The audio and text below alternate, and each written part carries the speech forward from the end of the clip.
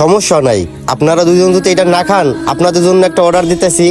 নতুন করে গোস্তের অর্ডার দিই, তাহলে কি খাবেন? অর্ডার দিয়া আপনার গোস্ত আপনি খান, আর এইসব ধান্দাবাজি আমাদের সাথে চলবে না। আর আমাদের পকেটে টাকা না থাকলে কি হবে? আর এরকম ধান্দাবাজরে আমরা ভালো করেই চিনি। আপনি হচ্ছেন অপরিচিত মানুষ, আর অপরিচিত মানুষে আমাদেরকে গুস্ত হাঁটতেছেন। আপনারা আমারে নিয়ে যে মন্তব্যটা করতেছেন, একবারও কি ভাবছেন আমি এরকম মন্তব্য পাওয়ার যোগ্য কিনা? একটা মানুষ কতটা মানবিক হইলে তার ভাগের গোস্তটা খাইতে বলে।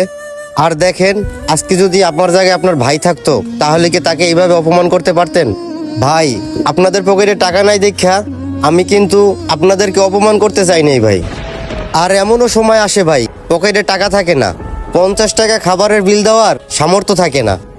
তখন ভাই আপনারা যেভাবে ডাইল আর ভাজি দিয়ে ভাত খাইতেছেন না, এরকমই খাওয়া লাগে ভাই।